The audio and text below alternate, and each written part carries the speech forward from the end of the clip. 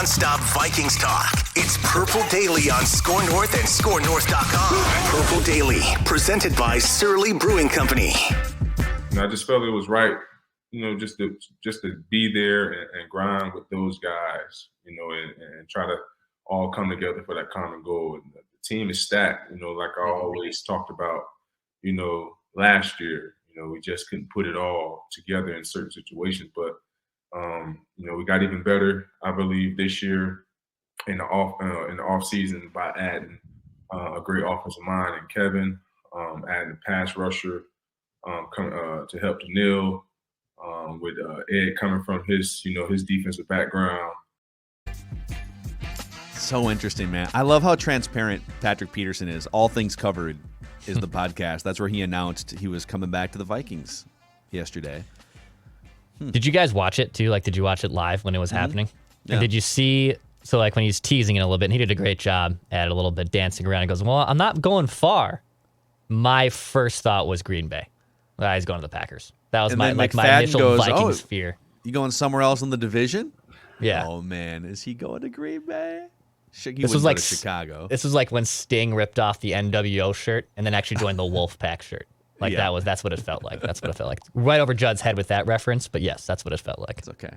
I'm okay with that. Making wrestling references that go over Judd's head is one of our favorite things. If he had gone to the Packers, I would have given that like 3 seconds. I thought, oh, he went to the Packers. No. Well, let's get into what this means for the Vikings, and even like in that little clip that we played off the top, you can glean a few things of what Patrick Peterson and his teammates think about this team going forward. But this is Purple Daily. Phil Mackey, Judd Zulgad, our executive producer, Declan Goff, presented by Surly Brewing Company and TCL, one of the world's best-selling consumer electronics brands. They have a new lineup of award-winning TVs delivering the most entertainment with stunning resolution, all at an affordable cost. Enjoy more of the things you love with TCL. We just want the Vikings to win a Super Bowl before we die. And we can talk more about these odds maybe on a show later this week, but the sports books are starting to come out with over-unders. Like Caesars has them at 8.5. So there's not a lot of market belief that this is a 10, 11, 12-win team. But as you heard in that clip, so Patrick Peterson re-signed. It's basically a 1-year, $4 million deal. There's some incentives built in. Doogie just texted us. It's a $3.1 million cap hit, so it doesn't do a whole lot to your cap. And and we'll get into the sort of the tail of the tape in that cornerback room. I want to get your guys' thoughts on your confidence level in the position groups as they stand here. But he said two things in that clip that really stood out. Number one, he said we felt like we just weren't great situationally. Like I think he said we've got a loaded roster and we just weren't great in certain situations. And that's true. Like they were terrible late in the first half.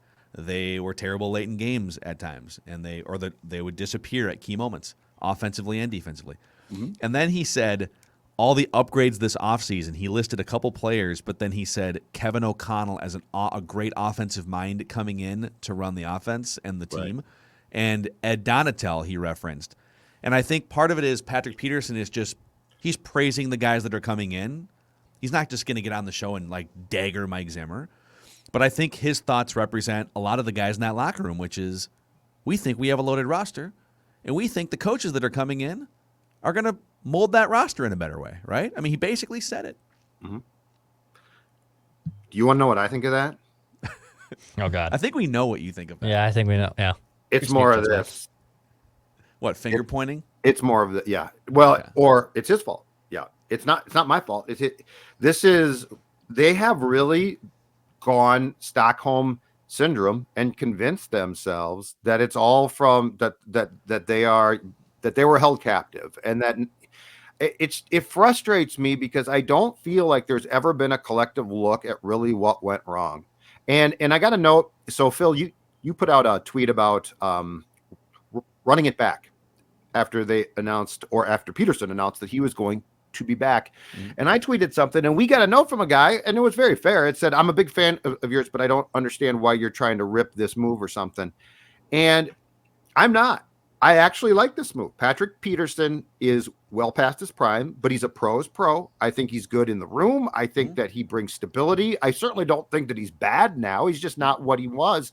But I think with the Cardinals in like 10 years, he was 8 times a Pro Bowl player. So he was outstanding at one time. There is nothing wrong with bringing Patrick Peterson back. And at this move, $3.5 million cap hit, I actually applaud it. I like it. That's not the point. The point is twofold. One, running it back. Difference between, I'm bringing that guy back. He was good in the room. He did a good job. And bringing the amount of guys back that they're going to bring back. So that's the first point. The second point is, it's really frustrating to watch because I feel like the parent telling the kid not to do something and the kid ignoring me completely until it's too late. The delusional aspect of that this is all coaching. I mean, I don't even think, to try and spin this in a positive way, I don't think this is fair to Kevin O'Connell. Kevin O'Connell is a first-time coach. We have no idea. He might be Lombardi. He might be Les Steckel. I mean, we just don't know. But the whole spin of everybody buying into it's coaching. It's all coaching. That's not true. Like, it's just simply not true. Coaching played, I'll continue to say this, but it's a very important talking point because the reality is being lost. Coaching played a role in the team's problems. I have no doubt about that. Kirk and the coach not getting along certainly did not help things. Now, the problem, though, is when you, and Phil, you work with people in our company a lot, not to name names, but I'm going to say something that I think rings true. When you absolve yourself from all blame and place the blame elsewhere and fail to look internally at how can I improve? What should I be doing? What did I do wrong? I think it creates a really, really difficult situation because there's always something to be learned. And so far I have heard nobody who's sticking around here. And I don't expect, just to be very, very clear, Peterson to say this. So I'm not dumping it on him just because we played his quote. But I have heard nobody say, yeah, you know what? Yeah, Mike, it wasn't great. But here's what I did wrong. Or here's what we did wrong. I just keep hearing people absolving themselves. And I'm really frustrated because that to me does not result in growth. It's a really interesting point and dynamic, and that you are right. I think you're sensing the correct message behind the scenes here, which is from ownership, even the new general manager and coach, like in some of the drive-by shots they're taking at the bad communication, or like, I'll never have a coach on my staff that doesn't communicate one-on-one with players and build those connections. Like, I mean, that is a direct shot at Mike Zimmer. And then the players coming out and talking about just like we weren't good in certain situations. Like it is, all of it is guided toward Mike Zimmer and his staff being incompetent or out of touch in some way, which is partially true. Absolutely. No one is disagreeing with that on this show.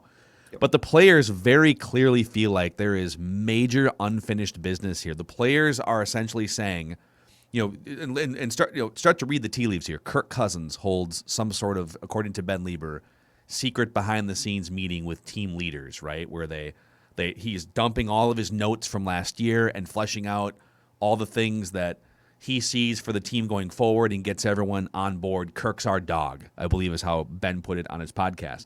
Patrick Peterson, I'm guessing he didn't. He said there was like 5 other teams with interest.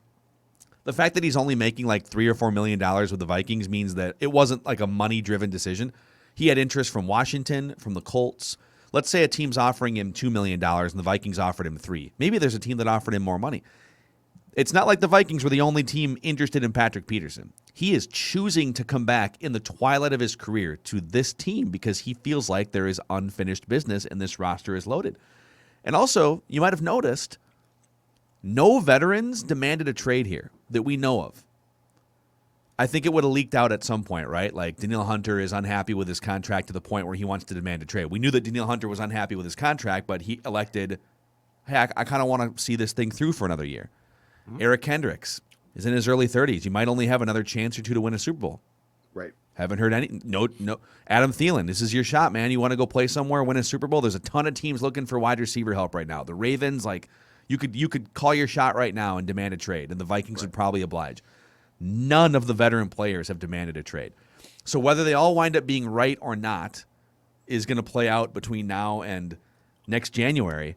But I find it fascinating that each player thinks that there is major unfinished business here and that it's not a player problem, that we've got the guys in the room to make a run. We just need a better leader. Fascinating. Yeah, and I'm going to tell you right now, I think it's as much. So one is the biggest thing, and this is no shocker. The biggest thing is pay. So like if I can get paid, I'm staying there. So like Hunter, who by the way, when healthy, is a marvelous player. Danielle Hunter wants to stay here if he's being compensated. What I sense, though, and this will ring true to Dex for sure, what I sense is the ability of the inmates to think they can run the asylum. And that's a wild thing. That goes back to Suter and Parisi and that whole group. And that's what I'm sensing here. I'm sensing it's not unfinished business. I'm sensing it's, we think we're good. You're not as good as you think. And we think that we can run this place. Because when they look, what Eric Kendrick said, right or wrong, carried a ton of weight. Culture of fear, fear-based culture. Right. But this is pro sports. There is a happy medium between what you consider fear, because I want my GM and coach to run the team. Now, do I want them to be complete jerks? No. Do I know that Spielman was? Absolutely not. I don't. But I sense that these guys are pouncing on opportunities that athletes often will, which is if we sell this as those guys were the big, bad guys, that we can have a big say in how this runs. Now, if you have the right people, that's awesome. If you don't have the right people, it becomes, again, a case of the inmates trying to run the asylum. And that's where I'm wavering here on them standing pat. And a lot of guys, I feel like there's a lot of guys here, flat out, might be wrong, but I feel this way, who are very comfortable, who have gotten comfortable. Perhaps they're from here. Perhaps they like being here because they're from here. Do I feel that there are a lot of guys on this team, and I will start with one name, Justin Jefferson is driven to win. When he wakes up, he wants to win. I think Adam Thielen does too. I think you're off on Adam Thielen.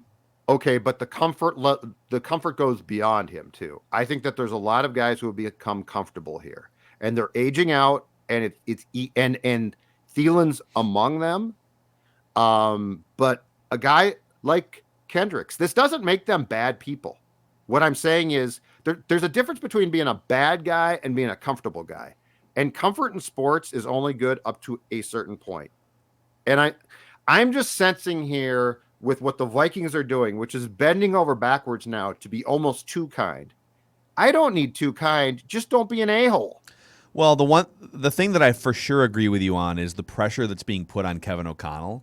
Mm-hmm. That we all kind of figured, maybe not we all, but like I know that on this show we figured, well, they're going to make some changes this offseason, right? Like you're not going to wipe everyone out and then bring in a new coach. I mean, everyone knows what we were saying a month or two ago, and we were wrong, or we were, I don't know. I guess we were wrong that they would blow up the roster this year. Maybe they find the same conclusion in a year from now. But they're running this back.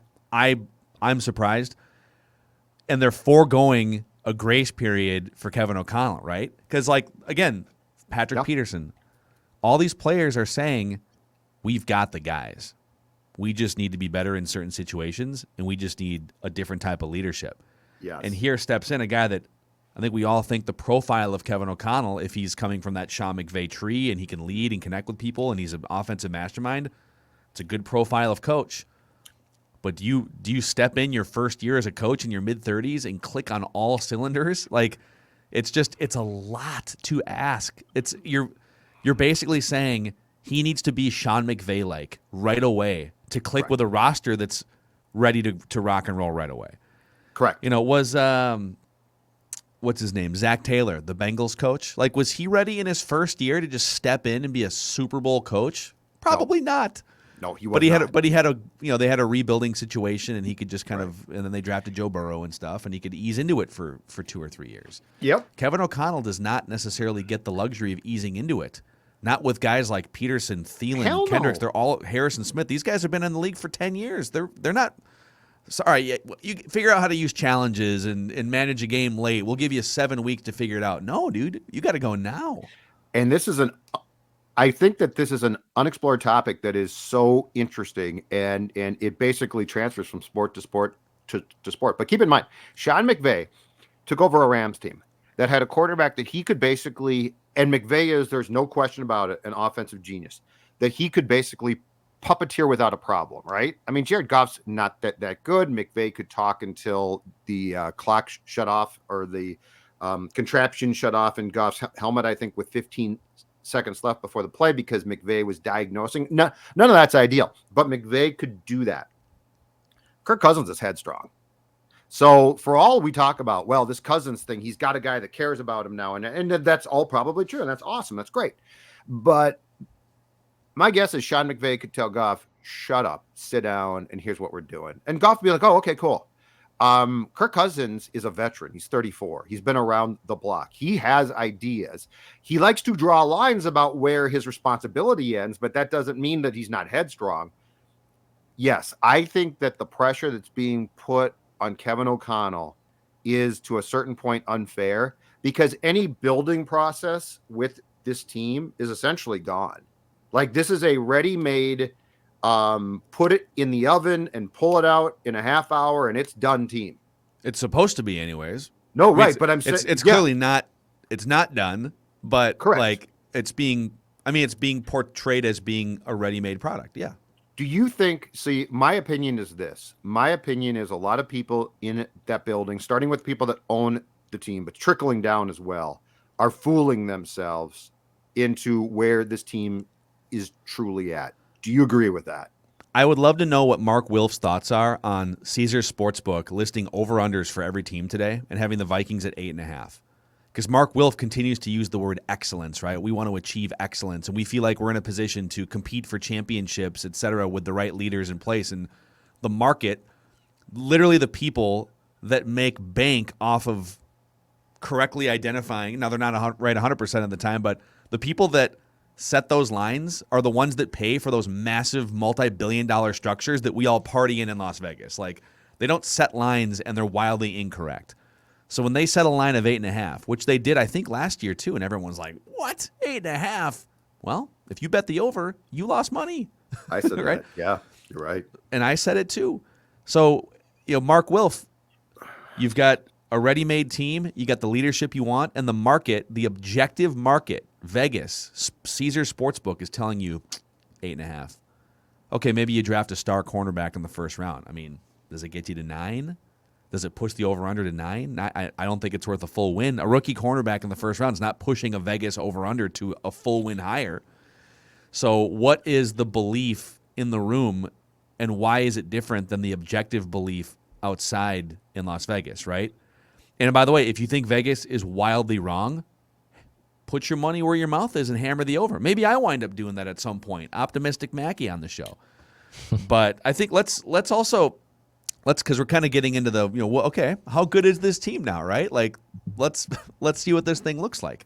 I want to go through position group confidence levels with you guys here, okay? And this is going to be presented. Let's loosen up a little bit. Let's put a Surly back here. Let's loosen the tie here. I'm going to play a new game with you, but what kind of Surly are you going to be drinking this weekend, Joe? For this one, you know what? If we're going to be talking football position groups, let's talk beer position groups, and let's talk about the first Surly Variety Pack of 2022 that's out right now. And you can go through these beers and rank them yourself, and I'm going to tell you right now, there's some Pro Bowl players here. All right, so we start with the superstar, the Furious, the quarterback. That's always there, and that is great. But we also include Havoc Machine, Ghost Empire Dark Lager, and Hyper Modern Idaho 7 IPA. It should be 9, not because of alcohol content, but because it runs 9 routes. That's right. It runs the deep routes. It catches the big passes from the Furious. And it is, in my opinion, one of the most underrated beers in this town. You got to give it a try. But to do that, get that Surly variety pack. The weekend is approaching. It's time to enjoy sports on the TCL with some Surly Brewing products. Yeah. While wearing some Chill Boys. That's right. How many different ways can you support Mackie and Judd and Purple Daily and Score North, right? So I got my Chill Boys on right now, the athletic fit. I've kind of gravitated toward the athletic fit and the long underwear. Just absolutely long underwear is so comfortable. The bamboo. I'm a big fan of the bamboo. You know, Easter Sunday is coming up, and someone asked me, "What do you want in that Easter basket of yours?" I said, "How about a pair of Chill Boys?" I think it'd be a great little Easter basket stuffing stocker, if you will, in that basket. I like it. Not a bad one. It is a Minnesota-based company. You can find them online, chillboys.com. Just tell them that Purple Daily and or Score North sent you along for the most comfortable underwear you're ever gonna wear.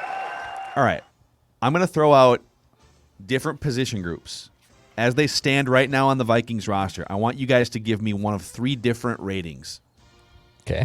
Confident, mild anxiety, or full-on panic. Okay? Okay. So let's start with the group that they just helped solidify with bringing Patrick Peterson back yesterday, the cornerback group. So Cam Dantzler, Patrick Peterson, Chandon Sullivan, and then some of the usual suspect backup guys that we've come to know and love, the Chris Boyd types, right? Mm-hmm. So what is your confidence level in the cornerback room right now? Is it confident, mild anxiety, or full-on panic? It's a mild anxiety. Because Pat P if Pat P can replace the exact same production he had last year for 2022, I'll be like, great. Honestly, I'd be like, that is my expectation for him. If he can do that again, awesome. Thanks for playing. Cam Dantzler had like an identity crisis last year on and off the field, but then when he figured out his stuff in the second half, he actually turned out to be the cornerback we saw his rookie year, and he was a promising guy and was a very highly rated cornerback by Pro Football Focus.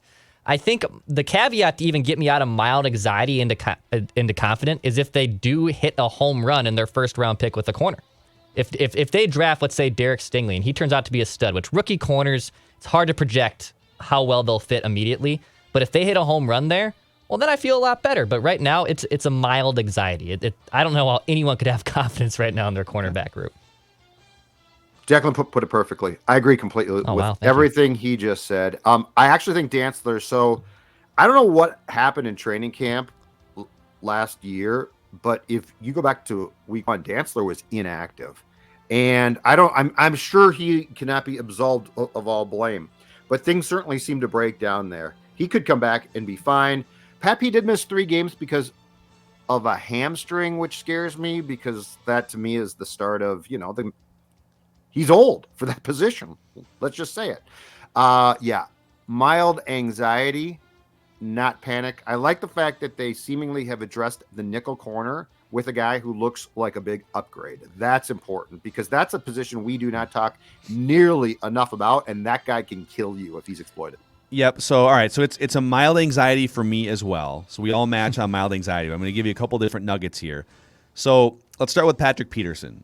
Out of 129 qualified cornerbacks last year in the NFL, according to Pro Football Focus, he graded 63rd overall. So he was essentially smack dab in the middle. He's an average cornerback, which is an insult to him from 5 years ago.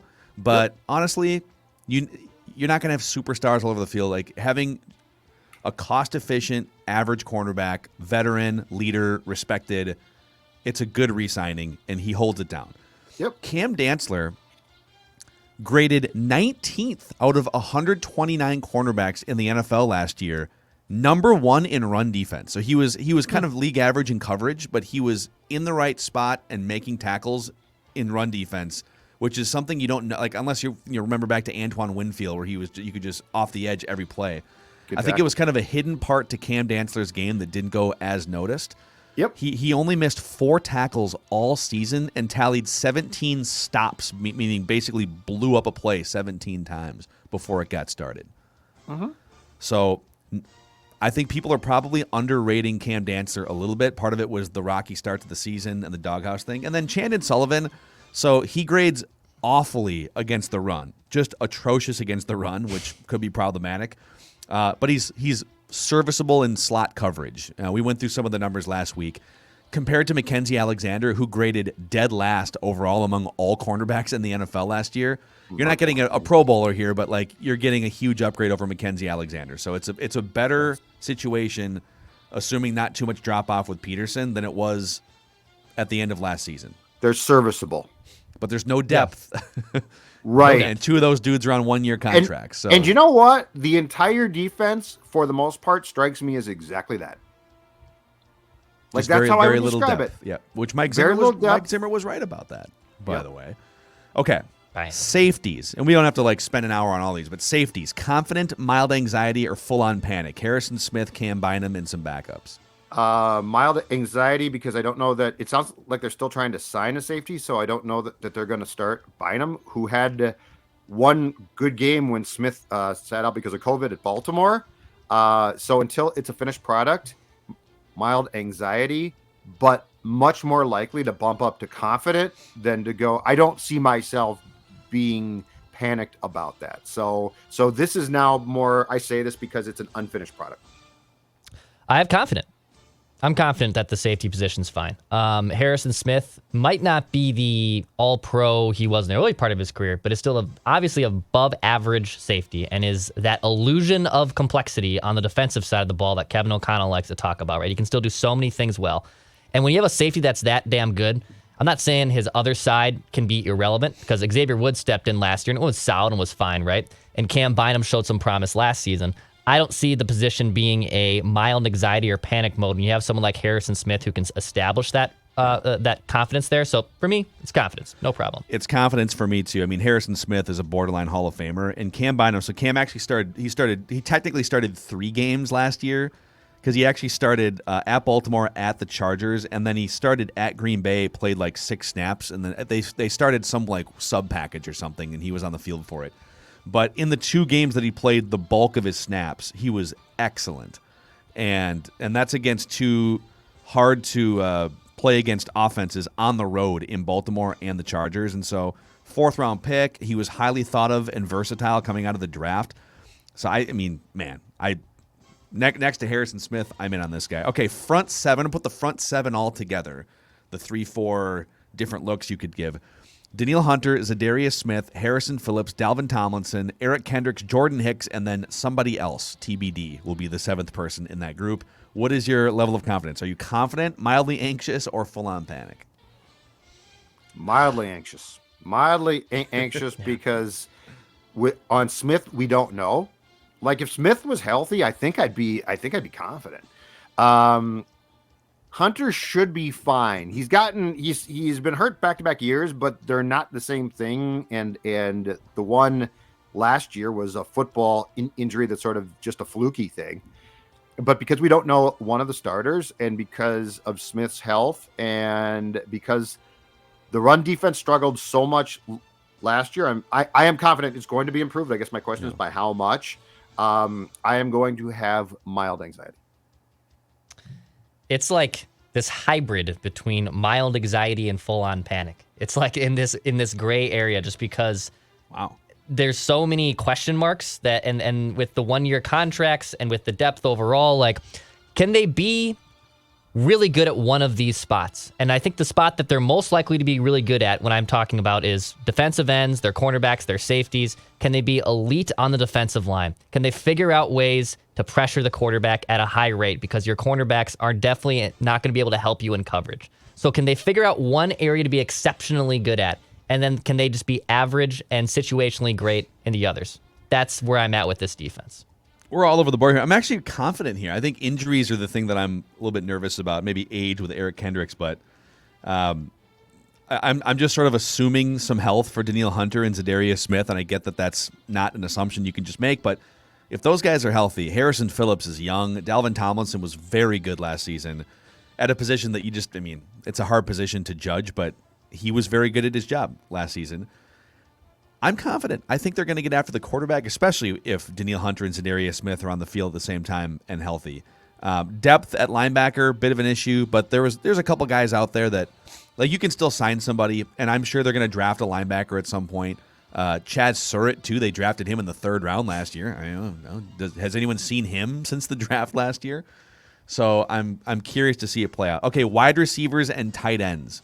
Justin Jefferson, Adam Thielen, KJ Osborne, Irv Smith, Smith Marset. Confident, mildly anxious, full-on panic. Oh, I'm confident. Irv Smith health concerns me a little bit, but I'm assuming he's fine now. So if I am confident about one spot on this team, I mean, the depth chart obviously starts with Justin Jefferson. Count me in as confident. Yeah, easily confident. I mean, KJ Osborne's emergence has even made this even better. A guy who really came on the scene as a wide receiver 3, and they lost Irv Smith, and that was a big blow because he looked like he was poised to have a breakout year, but they were still fine with Tyler Conklin. And I know now he's departed in free agency, but they were still able to make work with a backup tight end who looked like a tight end 1. So I have no problem with the weapons that they have here. It's confident. Yeah, these are excellent weapons. They might even draft a wide receiver. Maybe they draft somebody who can be out there with some different motion and gimmick plays. The Rams always found ways to get guys involved. So I'm confident. Okay, running backs. Dalvin Cook, Alexander Mattison, Kene Nwangwu. Confident, mild anxiety, full-on panic. I'm going to assume that Cook does not get hurt, which is probably stupid on my part, and say confident. But once he gets hurt, then it becomes, you know what? I'll just say that. Confident. Okay. Because I think that they have the abilities to be successful. So, yeah, I'm going with second consecutive one. Damn it, I'm confident. Yeah, I'm confident. It's no problem. Kene Nwangwu is a nice spellback. So was Alexander Mattison, and Dalvin Cook is one of the best backs in the league. So very confident. No problem. Okay, even if it didn't involve Dalvin Cook, I would tell you I'm confident. I think Alex Mattison can be a starting running back, and I think Kene Nwangwu, if given touches creatively in an offense like this, could explode too. So this is a deep group here. Offensive line: Christian Darrisaw, Ezra Cleveland, Garrett Bradbury, Brian O'Neill are the fixtures. And then some sort of hodgepodge of Jesse Davis, who they just signed, Wyatt Davis, Oli Udoh, and maybe some others competing for right guard. Just sound the damn alarm. Sound it. Full on? Yeah, full on panic. Yeah, you've done nothing. You say that you're going to basically cater thing towards having Cousins have a huge season, and then you haven't improved the interior of his line one bit. Like, it flies in the face of what you're supposed to be doing. Full on panic. As you say, flies in the face. A seaplane flying by my window right now. Yeah, this is the high production value. Thanks, here. Tom Hanks in Sleepless in Seattle. Yeah. Full on panic. It's actually strange because astounded. They have 2 established tackles. Like, the right and left side of your tackles are secured in Darrisaw and Brian O'Neill. But everything else is such a sieve. I'm still in full on panic mode. You might have the 2 most important positions in your tackles filled, but the other 3 are such sieves that I have no confidence in it. So it's a full on panic. Yeah, I mean, yeah. Until they scheme Garrett Bradbury into a better player, then it's panic. I don't know. In Cleveland's defense, I don't include him. I'm just saying center and right guard. Jesse Davis? It's like an engine that's revamped and great with no brakes. Like, I can go really fast, but I'm going to kill someone if I don't hit these brakes right. That's what it feels like. I mean, they're putting listen, if they can scheme Garrett Bradbury up, and if Jesse Davis is even average at right guard, okay, then I go to mild anxiety here. But and Brian O'Neill is excellent, and I think Christian Darrisaw is on the way. And if Darrisaw takes a big step forward too, then I'm out of the panic mode. So we'll see. And then the final position group is quarterback: Kirk Cousins, Sean Mannion, Kellen Mond. Confident, mild anxiety, or full-on panic. I'm not going to include special teams. We're always full-on panic when it comes to kickers in this town. So quarterback. I better be confident. It better work. Like, it has to work. If it doesn't work, what's the point of the whole thing? Shut her down. Just go to TCO, put the bolts on the doors, shut her down, lock it up, tear it down, build a huge Surly brewing plant. Yeah, no, like, I have to be confident. It better work. That you are banking on the fact that this is going to 100% work. And I'll tell you something else. If Kirk gets hurt, Sean Mannion better step in and be damn good too, because you're sticking with him. So, like, no, I am putting this on. The onus is on the Vikings and Kirk to make this work. And I will be mad if it doesn't work. I think you'll be mad. Regardless. No, you know what? If Kirk's great, I'll be happy. If Kirk's great, I'll be happy. Let's see. Yeah, it's confidence because even though I have questions about Kirk being an elite quarterback, but I'm confident of who he is. And yes, the argument is, well, like, they're one injury away. Well, every team, if you lose your starting quarterback, you're screwed. Like, right? Like 99% of the time you're screwed. The Case Keenum situation is an anomaly. It's an outlier. But I have a confidence in who Kirk is. So the quarterback room for me, I'm confident in. All right. It's mild anxiety for me because the last time Kirk had to work in a new system, I mean, this is a similar system to what he was operating in Washington, so it shouldn't be super foreign, but even he said there's going to be new language, so he's making it sound like he's going to have to learn a lot of things. The DiFilippo thing was a train wreck the first year, and then he talked about code words in his – I mean, it was a train wreck by the end of the year, I should say. Like, he just wasn't comfortable. They fired him. So I think when it comes to new things, it takes Kirk a minute. So I have a little anxiety that his preparation and the way that he goes about things is going to be put to the test, even with the great relationship. And I have anxiety that he can get to the next level, which means better under pressure, better in those key moments late in games. I know people keep pointing out, but the Arizona game. Guys, the offense scored 3 points in the second half in that game. Like, right. I need more consistency across all quarters for him. So anyway, it's mild anxiety. Not going to lie. Well, okay. It better work. If it does not work, it'd be akin to you take off, you get to cruising altitude, and the pilot comes out and says, "Ladies and gentlemen, I don't know how to land this plane." Like Kevin O'Connell and Kirk, but it better work. I'll be pissed off if it doesn't work. No. The entire reason he's here is because of Kirk. Well, you know what does work? Livia. We know it's proven to work. I'm glad you mentioned that. Yeah, so last September, I went to my friends at Livia Weight Control Centers. I stepped on their high-tech scales. Great scales, by the way. Body fat, all of that good stuff. Approximately 240 pounds, a lifetime high. Way too much. 52, not good, not healthy, didn't look good, clothes didn't fit. Today, as I talk to you, 201 pounds. That's exactly right. And now I want you to join me. Now I'm in the balance phase of the program.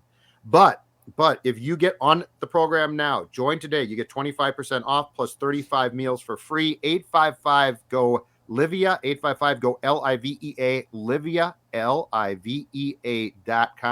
I'm in the balance phase, but I'm going to tell you right now, the balance phase is keeping the weight off, which is absolutely key, but you got to lose the weight first. Livia.com, 25% off the program, plus 35 meals for free. And consultations can be done in person here in town, or if you're outside the state, consultations can be done virtually as well. It is easy as that. Livia.com. Also, hey, business owners out there, Federated's here to help you. The cool thing about Federated is they don't pretend to just, they're not into selling as many policies as possible. Okay, they specialize in core industries that they know and understand, so they can partner with you and have that deep understanding of the field that you work in. Training programs for all their employees. They go through a multiple month training program in Owatonna before they get assigned to their regional offices. So it's like a training camp for Federated workers. It's great. You can find them online at federatedinsurance.com. And remember, at Federated, it's our business to protect yours. Football. It is time for the random Viking of the week here on Purple Daily, where I give you guys a series of clues, pit you against each other. You can throw out answers whenever you want or guesses. You get up to 3 incorrect guesses, and then you lose. You can ask me questions, and I can answer if I want to. Judd, you have an 18-11 lead in Random Viking of the Week. A few of the former Random Vikings have been Jerome Felton, Rich Gannon, Jeff Dugan, Chris Cluey, Jay Fiedler. Last week was Matthew Hatchett. Can't believe I didn't get Jay Fiedler. Are you ready? Let's go. All right. This Random Viking of the Week hails originally from Honolulu, Hawaii.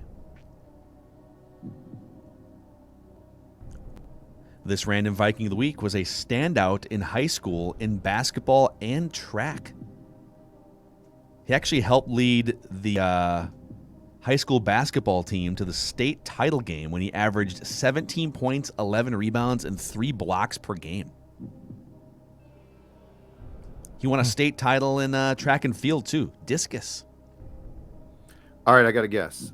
It's too obvious, I think, though. but I'm gonna guess it because I get 3 guesses, right? Mm-hmm.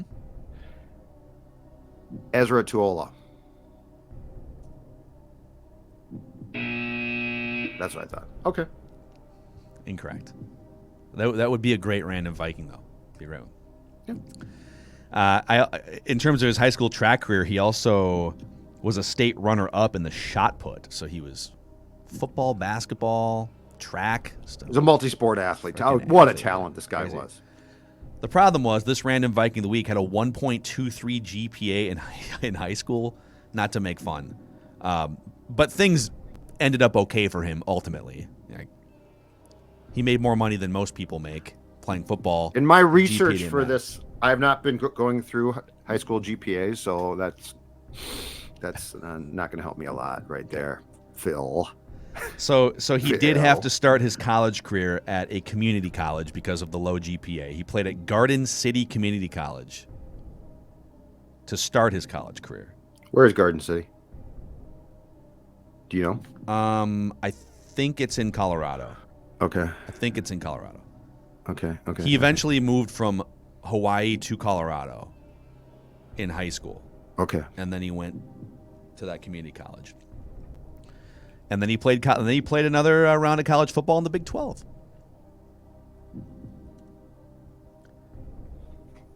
All right, he was actually let's see here. It was recently announced that he will be returning to his Big 12 school as part of the support staff. So he's not going to have like an assistant coaching title, but he'll be on the support staff. So a guy with a 1.23 GPA in high school is going to be returning to a college. He's probably made some progress over the years. Big 12 support staff. We don't know the school. Also, if you were as good at sports as he clearly was in all these areas, wouldn't matter. Would you go to class? Who cares? But I wouldn't be on the support staff either. I'd be at the bars telling stories. He's clearly retired now, so he can't play anymore. Right, so that's why I'd be at the bar signing my football cards. So, Declan's very serious here, by the way. I'm not sure if you've caught on to that. He's like in deep thought. Here's the other crazy thing about his high school career. His senior year of high school, he had 113 tackles, along with 8 touchdowns, and was named Colorado Springs Area Player of the Year. I'm gonna throw out a guess. Nice. Kylie Wong.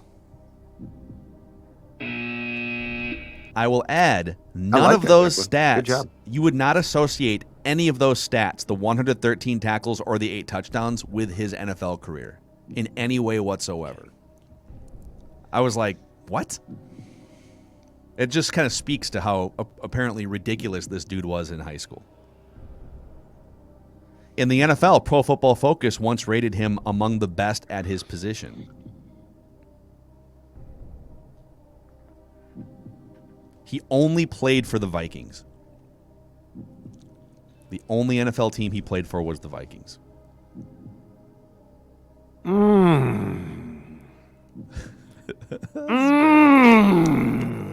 love this game. So you would not associate any of the stats of defensive or offensive success with him. In fact, I'm gonna throw out a bunch of stats here. So, 113 tackles his senior year in high school, 8 touchdowns, and then all of the basketball stuff, the track and field stuff. Like, none of that has really anything to do with what he did in the NFL. I think I know the position group he's in, but yeah, I think I know that too. But I'm trying to figure out who it would be, because we've had a few of these guys as our random Viking of the week before.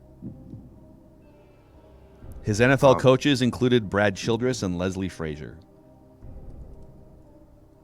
Judd knows him well. Should know. Wait. Childress to Frazier. You've really thrown me off with the thing that the stats have nothing to do with his career, though. Mm-hmm. He was a 2nd-round draft pick. 2nd-round draft pick. His career was cut short. It was cut short. Oh, damn! Not like super short, but like definitely could have played more. But no, it wouldn't have been. Physically became unable to. 2nd-round draft pick?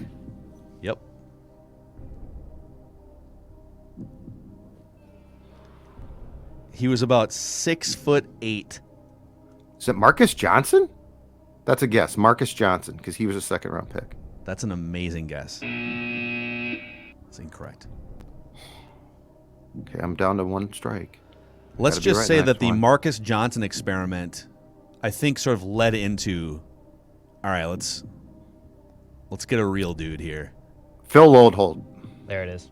That's There my it final is, guess. right there. Phil Lodeholt. Judd Zolgad. Can you believe Phil Lodeholt?